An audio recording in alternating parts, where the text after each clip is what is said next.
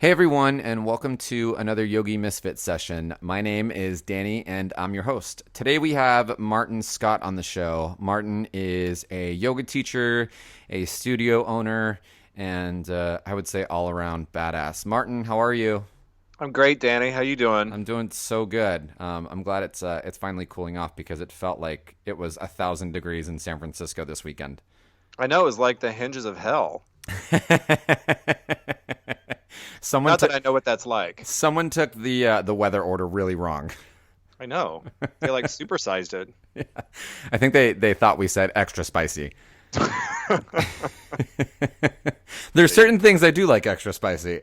That weather was not one of them. Yes. So, Martin, for the people listening, I'm really excited to have Martin on the show. He's a good friend of mine, and he's also one of my mentors. He owns a studio here in San Francisco called Union Yoga, and he's an amazing teacher. And with that being said, we're just gonna get right into it. So, as per usual, Martin, why yoga? Why not? It's got to be something, right? Yeah, that's a very good point. It does have to be something. Why yoga? It's such an interesting question that I wish more people would ask. And yoga is just something that is so transformative for everyone on every level. Um, it's something can be accessible to so many people. It can be shallow, it can be deep, but if the student is open and receptive, the benefits will come. And it's just a practice that can change your life in so many ways on so many levels. And um, just the fact that it's so accessible in the time that we live in now, I think is even more amazing. And I don't know. It's just whenever people say to me, yoga, why yoga? My first response is, why not? Because everybody can do it, regardless of your age or your socioeconomic strata that you live in or the place that you live or anything. There is accessibility to yoga. And it can just be life changing on so many levels. So why That's not? I actually forgot about that.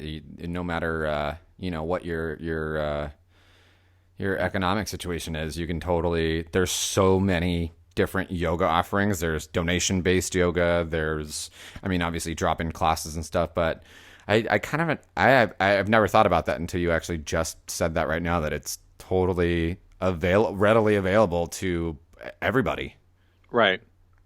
And it's we offer at the studio, we do as much philanthropy that's a difficult word to say, philanthropy work as we possibly can.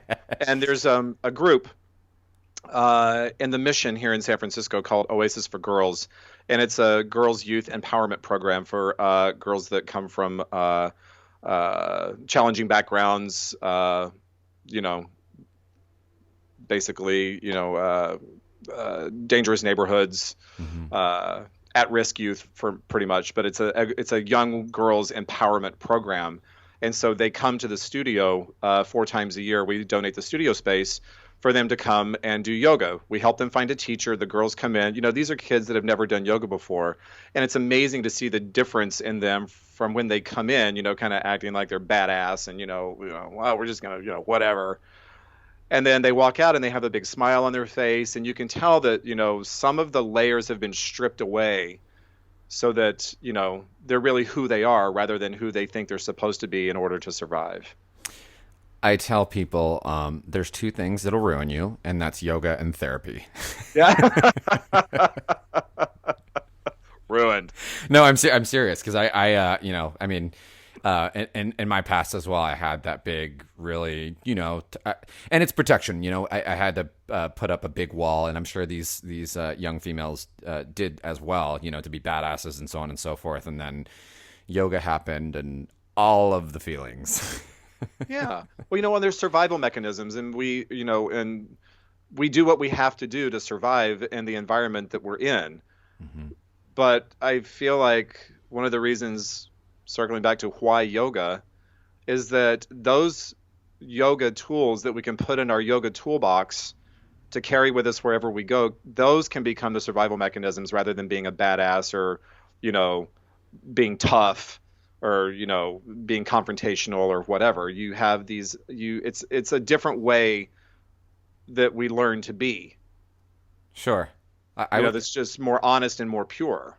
I would consider you a badass. I feel like, when I no, don't no, often no, think of myself as a badass. seriously. I 100% I mean that in such a great way. Like, I think that you've peeled away so many layers that it's just boom, it's right there. What you see is what you get, and it's delivered in such a very, I think it's badassery in the sense that you deliver things in such a way that most people wouldn't be they'd be too afraid to speak that honesty. And it's not like it's brutal honesty. It's just like it's from your heart. And I think speaking from your Yeah. heart is completely a 100% badassery. Oh, cool. Thanks. I'm a badass. I'll own that. Don't let that go to your head. Oh, wait, I can't walk through the door. My head's too big. So we have a topic for today's show, and the topic of today's show it was a kind of a two-part question. It's how did yoga teacher training change and or affect your life? And I personally know your yoga story, especially your teacher training story. Oh, God. It cracks me up a bit. But I thought you'd be such a great person to share one, the story, because it's great, and two, your experience with that. All right. So, should I start at the beginning, which is a very good place to start? Yeah, I please do. I Um, love hearing it every time. okay, get your popcorn. Yeah, so I started practicing yoga, I guess around uh, 99 or 2000. My life was really stressful, like just crazy stressed. I hated my job. My family drove me crazy. I have very challenging family dynamics. My father got really sick. He had a stroke. Just just check all the boxes on how your life can be really stressful, and that my life checked every single one of the boxes. Mm-hmm. So I went to a yoga class. It was at the time when yoga was all over the news, and yoga was becoming really mainstream and really popular at the time. And so I lived in Bernal Heights at the time, and the closest yoga studio I found was Yoga Tree on Valencia. So I went to a yoga class, and I didn't know what I was doing. I didn't know different kinds of yoga. I just thought yoga was yoga. So I just signed up for this class, and I showed up and I went. And it actually turned out to be an Iyengar style class with Carl Erb, who really was an amazing teacher. And sadly, he is no longer with us. Mm. But I went to the class, and um, I didn't. I didn't like him so much as a teacher at the time, just because I had my defenses up so high and so strong. But I liked the feeling that I had after the class. So I just started trying different classes. And then I discovered Vinyasa or Flow, and I started going to class with Christopher Love, who still teaches here in the Bay Area. And then Stephanie Snyder as well, which I think we all know and love her very much. And anyway, so this is the second time Stephanie Snyder has come up on the show. Susanna was oh, on last week, what, and she. whatever. We love you, Steph. But anyway, so I started going to Christopher's and Stephanie's classes almost religiously. I would go 5, 6 times a week. Like you said earlier, it became my therapy. Mm-hmm. And I didn't understand why, and I didn't really realize it at the time, but things were changing for me. My body was changing, not just in a physical sense. The way that I carried myself, the way that I felt inside of my own body, my anxieties were starting to evaporate. My worries were less at the forefront of my mind all the time, and I was just learning how to function better, I guess, as a human. Mm-hmm. And so I got real addicted to yoga real fast. Mm-hmm. And I was the student that, I think as teachers, we have one or two of these in every group. The student that always has a question after class or wants to tell the teacher about their experience during their practice. It's like, oh, well, I did this pose and this happened and that happened. And it was just, you know, unicorns, burping up rainbows for throwing glitter at my mat. Is that by during class? Care Bears stare. Yes. So I was just having these epiphanous moments on my mat, and they were becoming increasingly profound. Mm-hmm. And so my curiosity around what was really happening to me was becoming really pretty overwhelming. And it's difficult for a teacher to explain that to a student in a 10-minute conversation after class. Sure. So I had this hunger and this thirst for yoga, and I really wanted to understand what was happening to me because the transformations were really, really quite profound. Mm-hmm. Even the therapy that I'd done in the past, I was like, God, why'd I waste all the money on that therapy? I could have been doing yoga.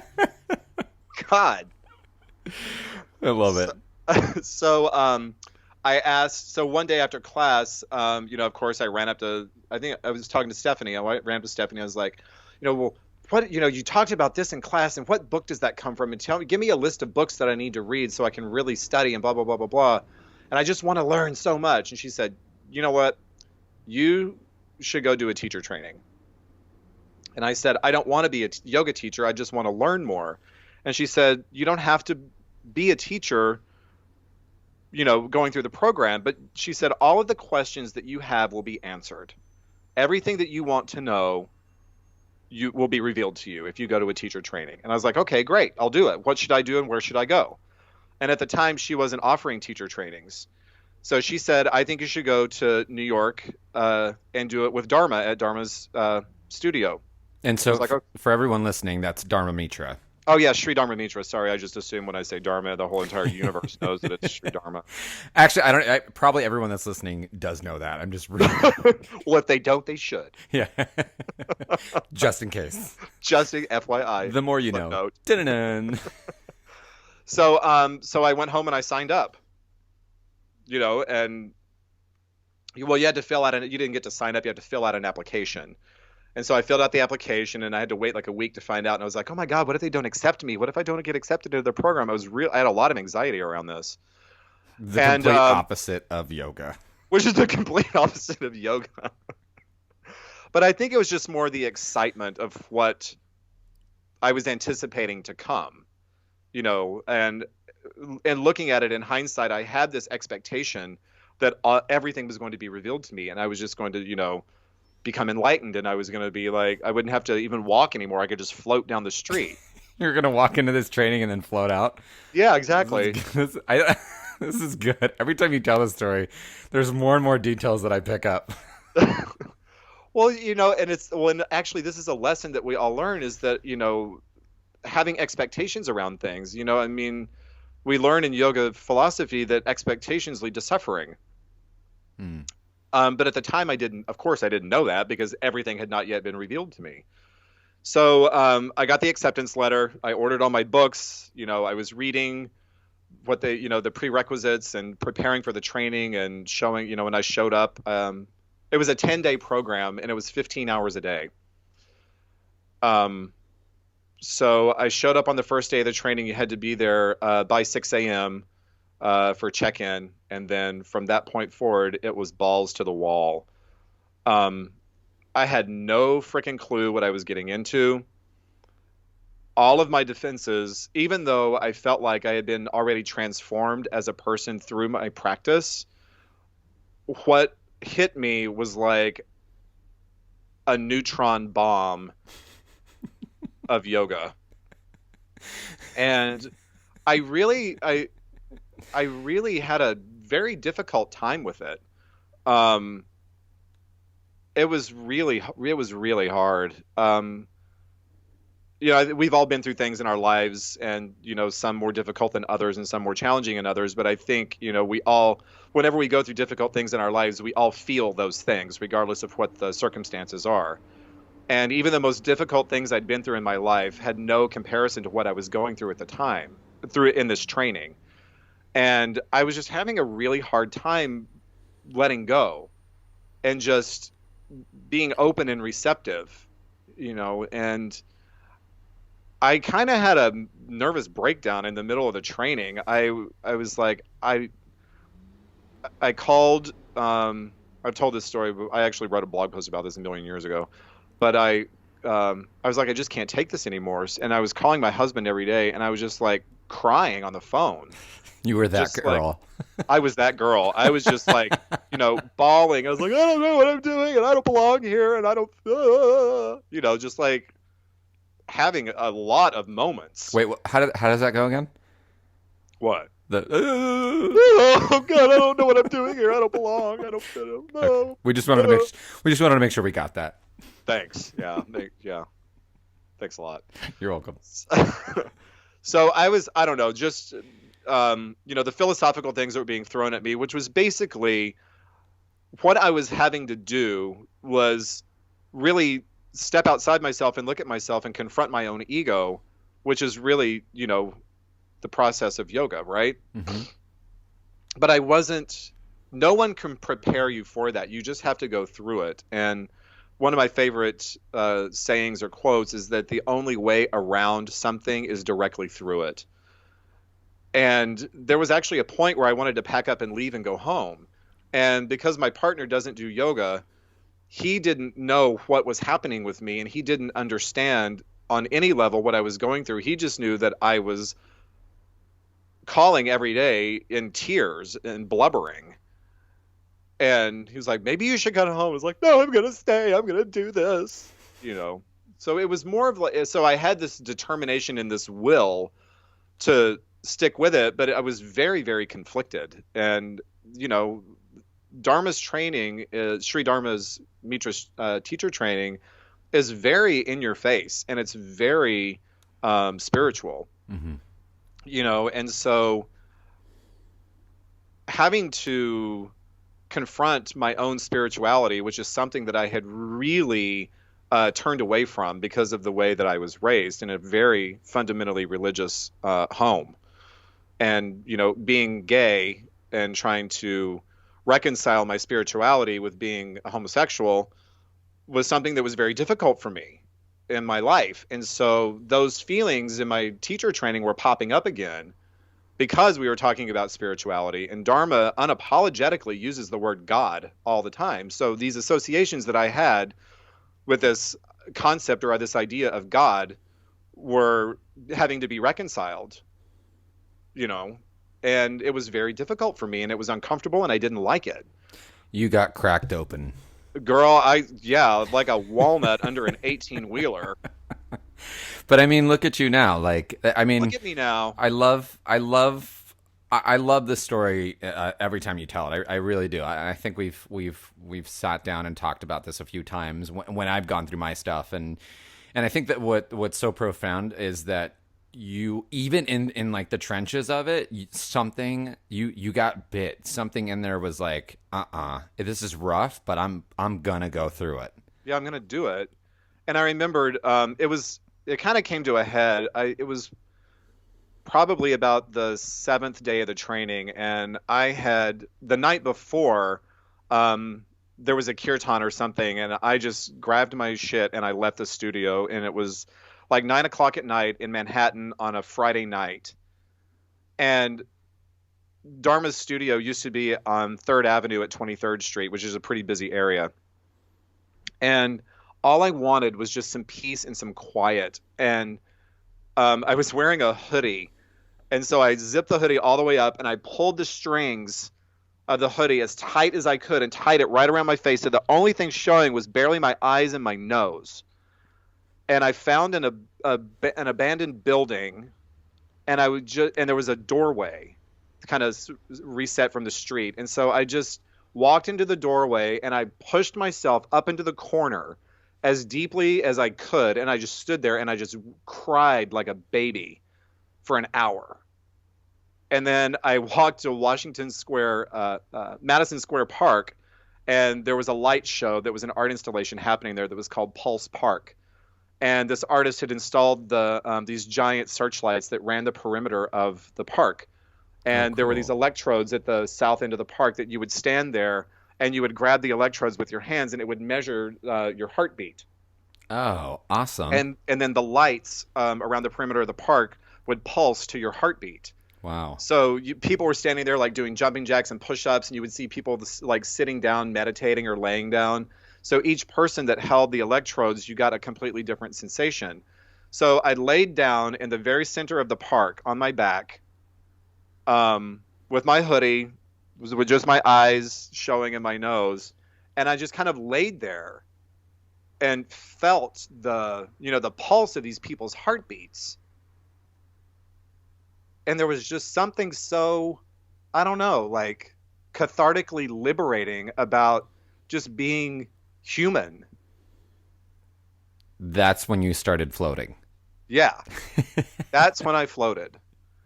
And then the next day, I called. Well, I should rewind a little bit. Earlier that day on a break, I had called my partner, and he was like, Martin, he's like, this is not okay. I'm really worried about you. I'm worried about your mental health.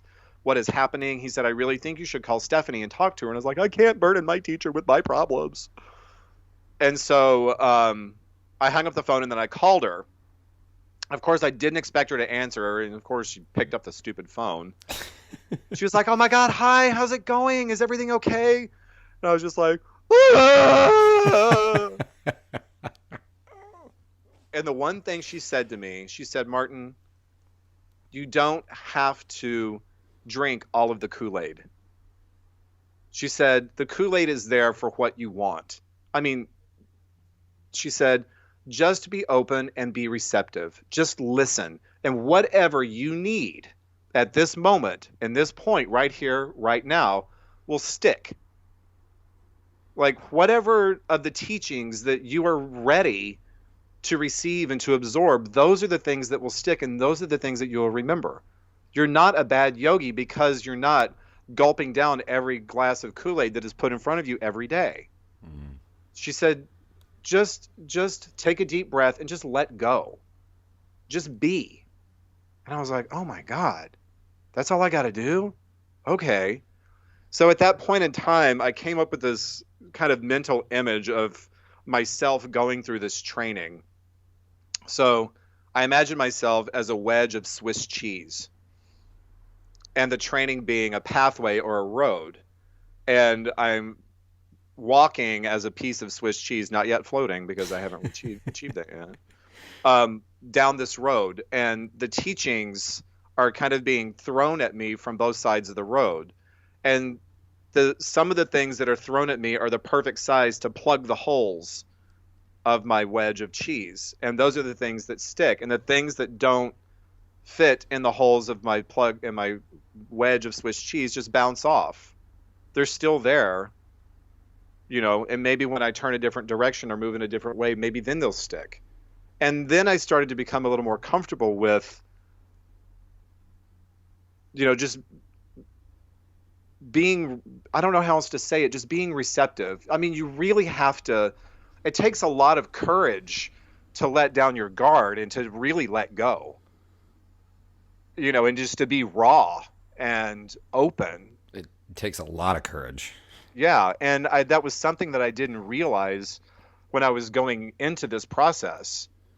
And then when I got in the middle of it, I was like, holy crap. Wow. And I always thought of myself as the kind of person who wasn't afraid of a challenge and who wasn't afraid of, confronting something head on. I mean, I didn't think that I had lived my life from a point of view of fear. And when I was in the middle of this training, I had this realization that I still was living from a point of view of fear because I was afraid of recognizing my own divinity. You know what I think is cool is all this came from a teacher training, and that you're able to that you're able to reflect back on all of this, and I mean, obviously this question is perfect for you because it impacted you in so many ways, and your experience had many impacts along the way. But two, you're now not only a yoga teacher and one of my mentors who I look up to, but you're you're doing some pretty cool stuff. You've got your studio that you've created a really great space. And, to come full circle on all this, you're doing a teacher training together with Stephanie Snyder now, Yeah. which is pretty Yeah, cool. I am. That's pretty friggin' cool, I think. Oh, I love the story. I really do. I think every time you tell it, I get something different from it. And I'm sure everyone listening, it might even rewind and hit play on this a few times just because you tell it so eloquently. And there's so many moments that you had during it, after it, and of course the crying's the best part. But Oh, the crying is the best part. Well, and it was like 10 years ago, and I vividly remember it like it was yesterday. It was that, I mean, it was really that profound. Right. Where it's just like, right. and I will say the other thing that really got me through it was I was very fortunate to have a mentor in that program. Her name was Lily Cushman, and she was the most kind, gentle, like understanding person. She just allowed me to really, I don't know, just, she allowed me the space to go through the process, and she didn't, walk away. I have a teacher training coming up this next year in April. Actually, I'm actually going to India. I'm going to go study for a little bit, and then I'm actually going to do a couple teachings out there, and then come back and do one. And I those are big shoes to fill. I hope people have experiences like that in mind. No, I want people to. I want people. The reason why I'm doing it is because I really want people to have a genuine, unique experience to themselves, and really, I'd love to facilitate something awesome, whether it be big, small, in between. You come back to it. I think the other thing that I learned is that every transformation that we experience, regardless of what it is profound in its own way. Absolutely. So, Martin, if people wanted to find out more about your teachings and, you got that teacher training coming up with Stephanie Snyder, you have a studio, you do private, you listen to me at Coffee Talk every week. If people wanted to find out more about you, where could our listeners look? Well, I have my own. I have a website that is martinyoga.com. And if they wanted to find out about the studio, unionyogasf.com. You can check out my ridiculous antics on Instagram, which is Martin Yoga. I'm not too much of a tweeter. So everything that I put on Facebook just automatically goes to Twitter. So I'm like the world's laziest tweeter. It's ridiculous. I don't even know the passwords. If I update my operating system and I have to re-log into Twitter, it takes like a week. Secretly, I do the same. Yeah. Not so secret anymore. No. So for everyone listening, I'll put this in the notes of the show, but it's martinyoga.com, unionyogasf.com. And if they want to follow your shenanigans on Instagram, it's Martin Yoga. Yeah. Awesome. I think so. Wait, let me look and see just to make sure. I think it is. I'm almost 100% sure. Yeah, it is Martin Yoga on Instagram. God, I'm ridiculous. Well, Martin, thank you so much for coming on to the show today. I know that you have so much to offer as a teacher and just as a human being, and I'm really glad San Francisco gets to have you in our yoga community. Is there any last words you'd like to say to the listeners before we take off? Just do yoga, man. Makes the world a better place, makes us better people. I agree. Awesome. Well, thank you everyone for listening. Until the next session, we'll see you soon. Later.